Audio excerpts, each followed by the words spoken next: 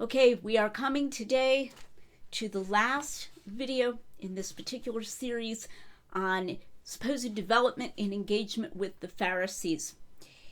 Last time I talked about the a priori history argument that the Pharisees just wouldn't have had the influence that John attributes to them to send messengers to John the Baptist, or to be involved even with the chief priests in sending officers to arrest Jesus. The argument we're going to be talking about today for that same conclusion is really poor redaction criticism. I've never forgotten an incident that happened some years back. I was speaking at a conference. This was when I still was able to travel more, and someone who's very much opposed to my work came to the session and then got on Facebook later on and reported breathlessly, as if it was this terrible revealing thing, that he had heard in the session at this conference Tim and me saying negative things about redaction criticism. And, just wanted to challenge us. This was before we blocked this particular individual, but we hadn't done that yet. And he just wanted to challenge us. Do we really mean to say bad stuff about redaction criticism? Like, how extreme that would be. And what, basically, what do you have to say for yourself? Because I overheard you, and I'm going to tell on you to everybody on Facebook that you said you made negative references and even somewhat mocking references to redaction criticism. Okay, cue eye roll. Redaction criticism really is poor, and we're going to see an example today.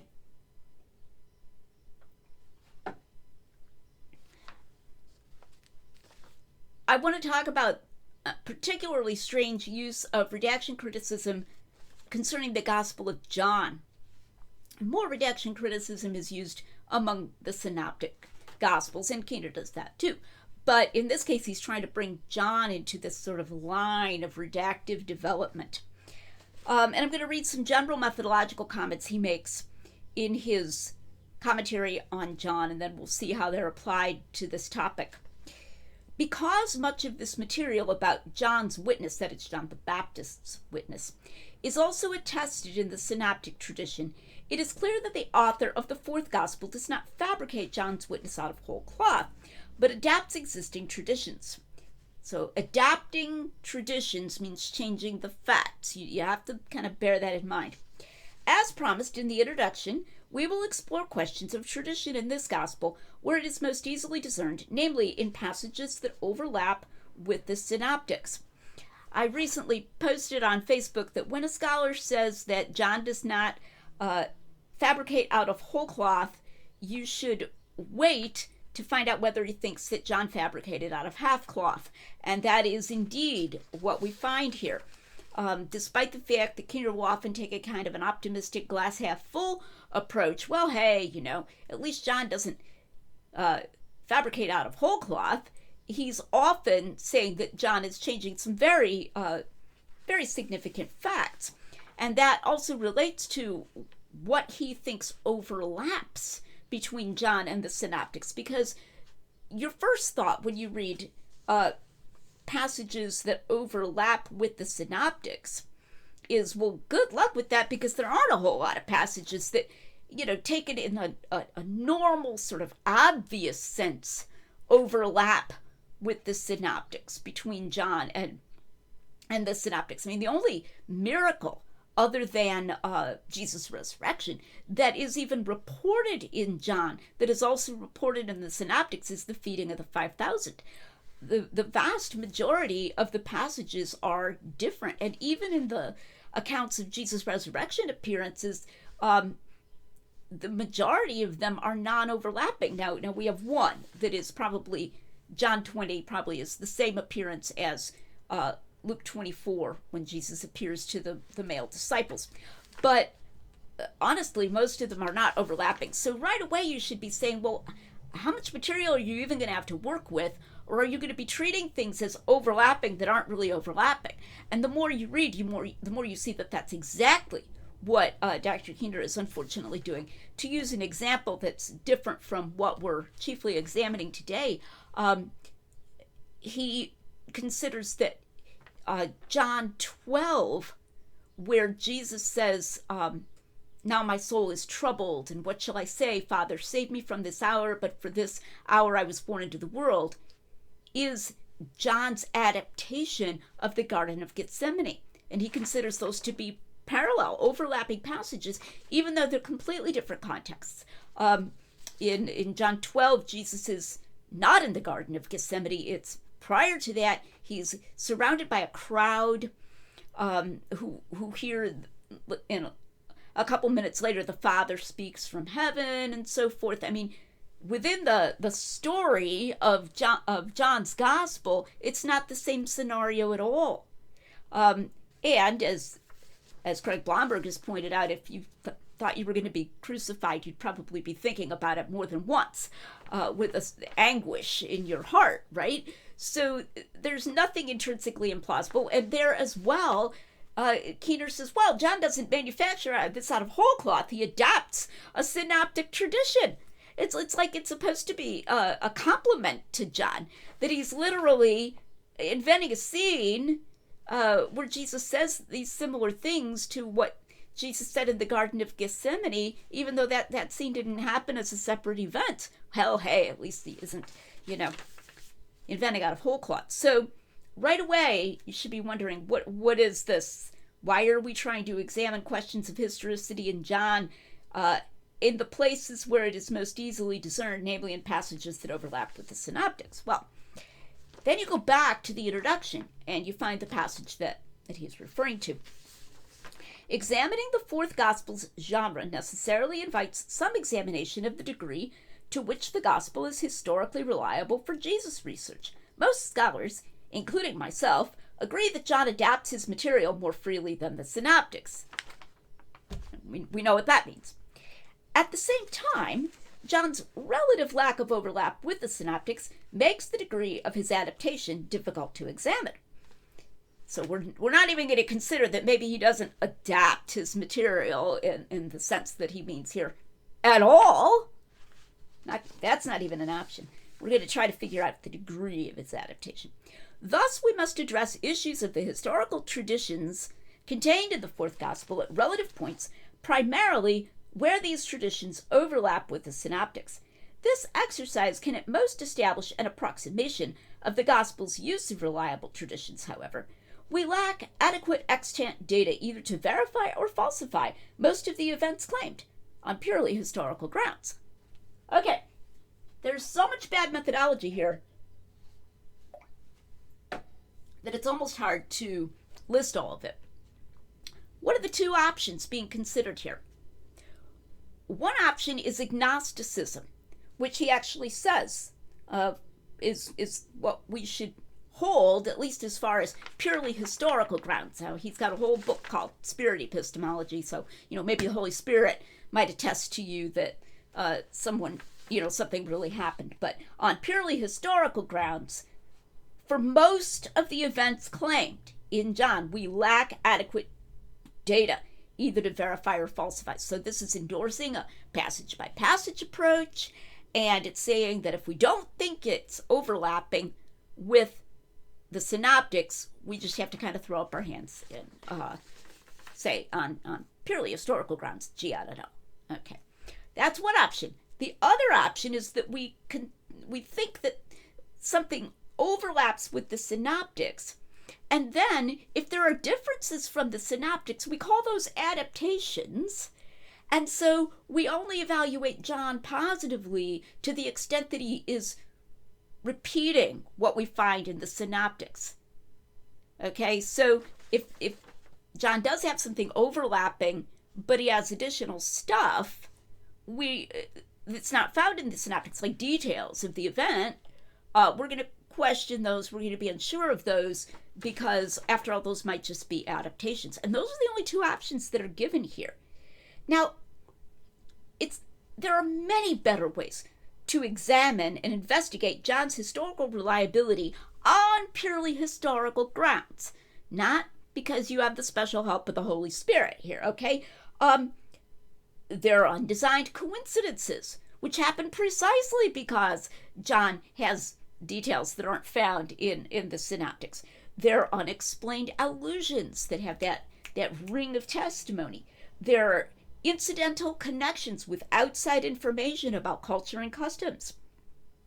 There's John's own statement of purpose, which should cause us to question. I mean, at least if you can hear the sincerity there, you should at least say, wow, that would be pretty awful if he insists on literal historicity like that, cross my heart and hope that I, as it were, I'm telling you the literal historical truth, and then he didn't. He changed the literal historical truth. That would be pretty dastardly, and confront the implications of his own statements, of his own intentions. There are the asides of the narrator that show his scrupulousness about distinguishing between his own interpretations and Jesus' historical teachings, and so on and so forth. Read The Eye of the Beholder, my book on the Gospel of John, read Testimonies to the Truth, and so forth. Trying to find parallels with the Synoptics and then trying to decide how much John has changed the facts from the Synoptics when he tells a story that's found in the Synoptics is not the only way that you can confirm that John is historical, and is not the only alternative to agnosticism. We just lack grounds on purely historical grounds, either to verify or falsify. All right. In fact, this method for addressing issues of historical tradition, meaning trying to find out if John's telling the truth or not, is virtually guaranteed to have us conclude that he changes the facts, as one can see in that John 12 incident. And so that's what we see happening here as well in the incident on the sending of the messengers to John the Baptist to ask him who he is. In the Synoptics, we have scenes about John the Baptist, but we actually have no scene in which anybody asks him point blank who he is. There's no scene like that in the Synoptics, and we have no scene in the Synoptics where messengers come from anybody. So if we take the notion of being parallel to the Synoptics in a sort of normal way, instead of this very strained way where if something's just got some vaguely similar information, we're going to call it parallel. There is no parallel in the Synoptics to the scene where messengers come from the Pharisees. There is no parallel passage. So we should just be done here. No, there is no parallel passage or something to compare here. You're going to have to either consider that you have reason to think that John, the author, had some knowledge of some, messengers who came to John the Baptist, or you're going to have to say, nah, he probably made that up, or you're going to have to say, gee, I have no way of knowing because I only do passage by passage. Trying to find a parallel is fruitless. There is no parallel on the face of it. Now, in Luke, we have John the Baptist speaking to the crowds and saying, "You generation of vipers, who warned you to flee from the wrath to come?" Talks about the one who comes after his winnowing fan is in his hand, and he will thoroughly purge his floor. It goes on for a while. It kind of speaks harshly to them. In Matthew, it has very similar sayings where John the Baptist kind of goes on for a while. And Matthew says he said that to the Pharisees and Sadducees whom he saw coming for baptism. So there at least we could say, yeah, Luke and Matthew are probably talking about the same incident because the comments of John the Baptist are sufficiently lengthy and sufficiently similar. So this at least has a claim to be a parallel passage, though I don't think, therefore, we should just erase one or the other of them as having any independent knowledge and say, well, I guess Matthew must have invented that he said that to the Pharisees and Sadducees, whereas Luke says that he said it to the crowds. You don't even have to conclude that when there really is a parallel passage, but that at least is a parallel passage. The connection to John's gospel is even worse and more hopeless. In Luke 3:15 and following, it says, "The crowds were wondering whether John the Baptist might be the Messiah. And John the Baptist answered all." He responded to all. Now, right away, that word all, you could maybe think there was more than one who was wondering this, right? Saying that one was coming after him whose sandal he is not worthy to untie. Now, there's no reference to any specific questioning, like anybody questioning him. Of course, it's implied that the crowd's speculations about his identity have come to his attention. Somehow, he's overheard them speculating, or someone's overheard them speculating, or maybe somebody else really asked him, though Luke doesn't say that. But it says he responded to all, saying that about one who comes after me, and I'm not worthy to unlatch his sandal. In John's gospel, there's an entire scene and a dialogue in which these messengers come, as we've been discussing, from the Pharisees, they're priests and Levites, and they ask him in detail who he is. Are you Elijah? Are you the Messiah? Are you that prophet? Why are you baptizing? And so forth. And in response to the question of why he is baptizing, he finally says something short that is similar to the short bit in Luke about someone coming after him whose sandal he isn't worthy to untie. So we finally get a short little bit of what John the Baptist says that's similar in John and in Luke.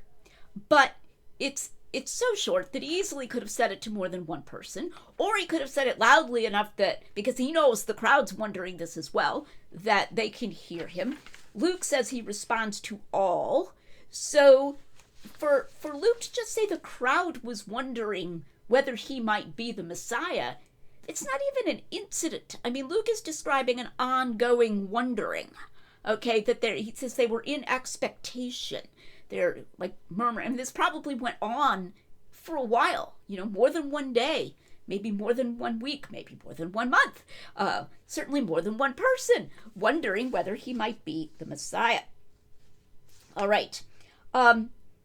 If anything, I think we can say that Luke and John actually complement one another here. They both attest to the widespread nature of the interest and the speculation about John the Baptist. Of course, Josephus attests to that as well, how popular John the Baptist was. But what Keener does is that he not only uses redaction criticism between Matthew and Luke, he also tries to line up John as part of this redaction row here. We've got Luke, who he considers to be representing Q, which he considers to be the most historical, and then Matthew, and then John. And it's like a redaction row, and that they're supposedly all parallel passages, even though it doesn't look like that. And then that John is redacting even more. Okay, supposedly in trying to focus more on the Pharisees. All right, so let me read this. One might suggest that the fourth gospel generally transforms the priestly leaders in traditional sources into Pharisees, leaders whose role in repressing minority factions in John's day corresponded to aristocratic priests in Jesus' day, and here perhaps even transforms crowds into priests. So that the crowds that Luke mentions are being changed into the priests who are coming and talking to Jesus. Like, what? Matthew, undoubtedly writing to a Syro-Palestinian community, also struggling with ascendant Pharisaism after 70, undoubtedly, there's a strong statement for you, turns Q's probable crowds into Pharisees and Sadducees, Matthew 3:7. All right, we don't have Q. We don't know that Luke represents what was in Q, even if Q existed. So this is just a overly confident statement. Although it remains for the fourth gospel to eliminate the mention of the masses following John and in this account almost altogether? All right, so something about emphasizing the Pharisees is involved in John trying to eliminate the mention of the large crowds following John. All right, then he says some things about how there might be some historical plausibility to some aspects of this account. I'm not going to read all of that. He says maybe the leadership, which he calls Sadducean, because remember, he thinks it's the Sadducees doing all this stuff. John's making it be the Pharisees. Might be interested in investigating John the Baptist, but then he continues. But the fact remains that another extant tradition places the priest's question here on the hearts of the people, Luke 3:15. And despite the fourth gospel's fuller report of other details in the narrative, it is easier to understand why the fourth gospel would have narrowed this question to messengers of the Pharisees than to hypothesize why the third gospel or its traditions would have softened the question's source to the crowd. All right, now, wow. Let's see what he's saying. Okay, so first there's this strange idea that John's trying to eliminate the mention of the crowds. Why even think that? Even if he didn't talk about the crowds, what do you mean he's trying to eliminate them? And what's he supposed to accomplish by that? He definitely does imply that John the Baptist had a popular baptizing ministry, as Jesus did, because of references to people comparing them. In John 3 and John 4, John the Baptist's own disciples are kind of perturbed that Jesus seems to be more popular than John the Baptist and come to him and complain. And in chapter 4, it says that Jesus learned, that the Pharisees had learned that Jesus' disciples were baptizing more than John the Baptist, so he doesn't want, those comparisons to be made, so he leaves and goes to Galilee. So indirectly, this shows that people are thinking of both of these as popular ministries relating to fairly large groups of ordinary people. There's certainly no diminution, like John isn't actually popular with the crowds. Both John and Jesus are popular with the crowds. What that's about. But then we get what's really the worst. There's this bit beginning, but the fact remains. So just that phrase, but the fact remains, implies that what he is about to say constitutes pretty much insuperable evidence that John is adapting, or that is changing facts here. But the fact remains. Well, what fact is that? That Luke 3:15 says that the people are wondering if John the Baptist is the Messiah. And that John says that the priests and Levites come from the Pharisees to ask John the Baptist if he's the Messiah. Okay? You get that? This is the fact that remains. Man, that's a toughie for those of us who don't think that John's adapting. Oh my goodness. Luke says that the people were wondering if John the Baptist was the Messiah, and John says that the priests ask if John the Baptist is the Messiah. What am I going to do? It couldn't possibly be both. It's terribly bad reasoning, because then he says, again, we got a false dilemma. It's easier to understand why the fourth gospel would have narrowed this question to messengers of the Pharisees than to hypothesize why the third gospel or its traditions would have softened the question source to the crowds. So what we're assuming here is that there's just one historical thing. And it's either that the crowds were wondering this, or that the priests and Levites come and ask this. It's not both. And that John and Luke are both working from the same historical source that's one or the other of these, but not both. And that then one of them must have made a counterfactual redaction. Either Luke read somewhere or heard somewhere that the messengers of the Pharisees came, the priests and Levites, and asked John the Baptist if he was the Messiah. But Luke, for some unknown reason, said, I'm going to change that. I'm going to say the people were wondering if he was the Messiah. Or John, the author, whoever he is, of the fourth gospel, has what we find in Luke. The people were wondering this. And he says, you know what, I'm going to change that. I'm going to make it be that the Pharisees sent priests and Levites to ask him that question, even though that didn't really happen. And because Keener thinks it's easier to imagine a reason for the second of those than for the first, that's what he opts for. Why should we think either of those things? The question of whether John the Baptist was the Messiah, when he's got, many people coming to see him, he's baptizing, he's preaching, he's insulting people, etc. He's making these apocalyptic statements and so forth. People would be wondering if he was the Messiah. Yes, the leadership would be wondering, or at least wondering if he thinks he's the Messiah, right? The leadership, go ask him, does he think he's the Messiah? Who does he think he is? All right. The people are wondering if he might actually be the Messiah. Maybe there were people among the leadership who were wondering if he might actually be the Messiah. Everybody was wondering this. So why do we present this false dichotomy that either Luke is broadening the facts or John is narrowing the facts? And you've got to root out that false assumption that one or the other of those has to be going on. There's no reason to think it at all. Again, as I said last time, the arguments that impress Christian scholars for fact-changing by the gospel authors are no better than the arguments that impress, your prominent non-Christian scholars, like Bart Ehrman, for example. They're just terrible in both cases. And this kind of redaction criticism is all too prominent.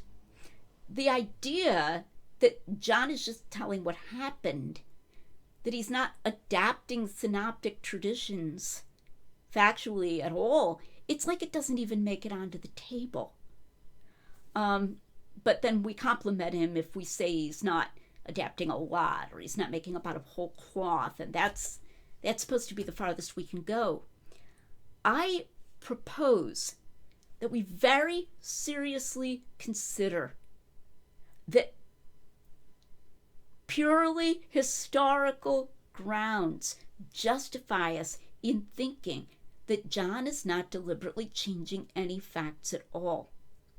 And, I doubt that Dr. Keener will have the opportunity to watch any of this. And it's been a 7-part series on his questions about the portrayal of the Pharisees in the 4 Gospels, and that might seem to be offensive. But if you're a scholar and you're a Christian, or you're a layman and you're a Christian, or if you're Dr. Keener and you're watching this, and I know you're a Christian, very sincere Christian, whoever you might be, I want to send out a challenge here. Stop and pause for a moment and say to yourself, is it possible that even though I've become more conservative in the course of my career, or what would be deemed more conservative, there's a further shift that is justified by evidence, not by presupposition, not by, some sort of religious commitment or whatever, but by the actual evidence that we have, that John never deliberately changed any facts, and Luke never deliberately changed any facts, and Matthew and Mark never deliberately changed any facts. Should I at least give that theory more of a run for its money than I have previously given it? Should I consider that maybe there is evidence for a theory considered that radical on evidential grounds?